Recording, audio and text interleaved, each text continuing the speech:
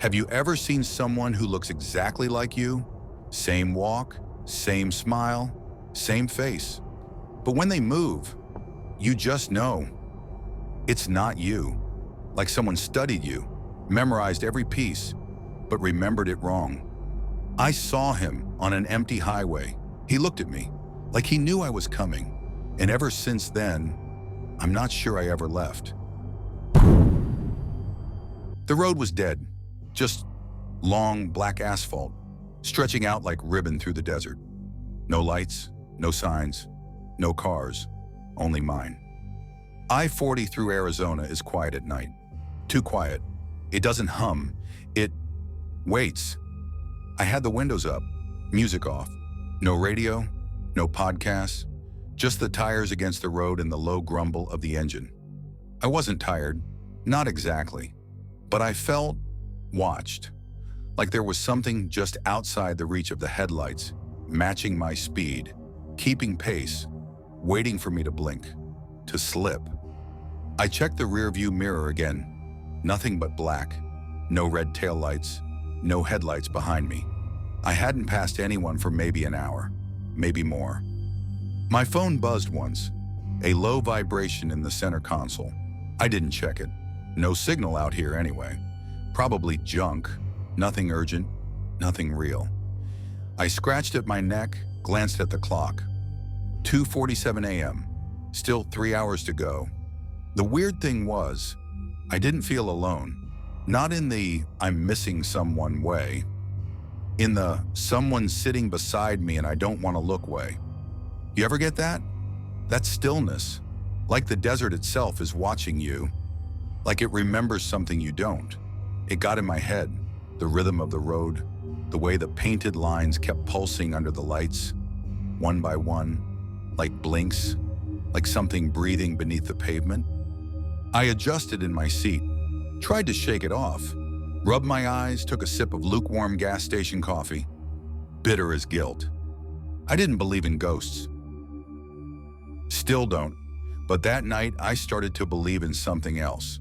Something that knows how we move, how we look, but doesn't quite understand why. And right around mile marker 212, that's when I saw him. The lines on the road kept blinking past. White, white, white. Until I saw a break, a shape, up ahead, just standing there. Not in the middle of the road, not quite, off to the side, like it had been waiting. There was a shape, far ahead, on the shoulder. A figure, motionless, dark, just past the reach of my headlights. At first I thought it was a post, maybe a road sign I'd forgotten, but it was too tall, too narrow, and it was facing me. I slowed down, just a little, not because I wanted to. It was more like my foot hesitated, like something in me recognized it and needed to be sure. The headlights caught more detail now. Coat, jeans, skin. A man standing on the side of the road. Nothing moved. My heart ticked up, not racing, but rising. Like the air in the car had gotten thicker, heavier. I squinted. That face. My hands twitched on the wheel. It looked like me. Same build, same height, same jawline. But wrong. Just wrong. The face was off, like someone had sculpted it from memory, then smudged the clay. The eyes were a little too far apart. The nose dipped left when it should have gone right. And the mouth, God, the mouth, it stretched. Not in a smile, not really. More like someone had seen a smile once and tried to mimic it with broken muscles. His lips were curled too high on one side, not enough on the other. Teeth clenched like he was forcing the expression to stay. He didn't blink. I passed him. I didn't slow, didn't stop, didn't breathe until he was behind me, swallowed up again by the dark. What the hell was that? I whispered, out loud, to no one. And then, that feeling again, behind my ribs, low in my back. Not fear, not yet. But the creeping suspicion that I hadn't really left him behind, that whatever I'd seen wasn't standing still. I kept driving, faster than before. My hands gripped the wheel too tight, like if I let go, I'd veer straight into the dark. It wasn't real, I whispered, just tired. Too much caffeine. I imagined it. But my mouth didn't believe me, and somewhere in the back of my mind, deeper than thought, I already knew I'd see him again. 10 minutes later, there he was, again. I slammed on the brakes, not hard, just enough to feel the weight shift forward. My eyes widened before I even understood why. He wasn't behind me. He should have been. I'd passed him. I was sure of it. But now, he was standing in the road, not on the side, right in the middle of my lane. Same silhouette, same clothes, same me. I slowed more, headlights washing over him. That face, still wrong, still broken. But this time he moved. Not like a person, not smooth. He twitched, a single jagged step forward, like he'd been paused and someone just hit play again. Another step, then nothing. His arms hung weird, elbows bent too high, shoulders crooked, like he couldn't feel their weight. And then, another movement, too fast, one leg sliding forward in a jolt, catching balance like a puppet whose strings were too tight. My mouth went dry. It moved, like it had studied us, but never practiced. I hit the gas, slammed it, didn't care about the speed, just needed distance. As I flew past him, my headlights lit his face again. That smile, wider now, like it was learning, and the eyes, they followed me, even after I passed, like they turned in the sockets just a second too late. I didn't look back, not at first, but I couldn't help it. Glanced at the rear view. He was standing in the center of the highway, still, watching, mouth still stretched, hands now lifted slightly like he was starting to reach. I drove faster. And all I could think was, how did he get ahead of me? I didn't stop. I kept driving like the road owed me distance, but my hands were shaking, and the face, his face, it kept flashing in my mind. That smile, like it wanted me to see it, like it knew it had been seen. After a few miles, I pulled over, just to breathe, just to check. The dash cam was still recording. I needed proof. That's all I wanted. Something to tell me I wasn't losing it. So I pulled over, just past mile 220, and reached for the dash cam. It was still rolling, red light blinking. I rewound, back. There he was. Same moment, when my headlights first hit him. But this time, the face, it was blurred. No, not just blurred. It looked corrupted, like a JPEG someone had saved too many times. Artifacts, lines, the mouth smeared sideways, like a smudge on glass. Eyes blacked out in chunks, digital blocks, pixel rot. Like the image itself was trying not to show me. I paused it, rewound again, pressed play, same moment. Only now, the figure was closer, 2 steps forward, same smile. More of the face was missing, as if the camera couldn't keep it intact. Goosebumps rose on my arms. I rewound, again, hit play. Now the figure was halfway to the car, same timestamp, same footage, only were different. My breath caught in my throat. No, I whispered. No. One more rewind, one more play.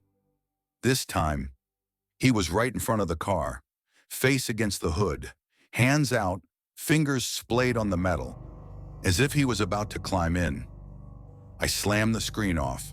Silence. The air in the cabin felt used, like someone had just spoken and left the words behind.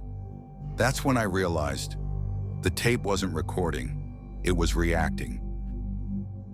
I sat there for a minute, car in park, hands still on the wheel. The screen was off, but I couldn't stop seeing it, that last frame, His hands, his face, my face. I needed light, people, anything that made sense. I pulled back onto the road, heading for the nearest gas station I could find. The gas station was lit like a crime scene. Too bright, too quiet, a little concrete island in the middle of nowhere. One pump, one flickering sign, and a small booth with thick glass. I pulled up fast, door still rattling as I got out. The air smelled like hot rubber and dust, but it was better than the car, better than mirrors.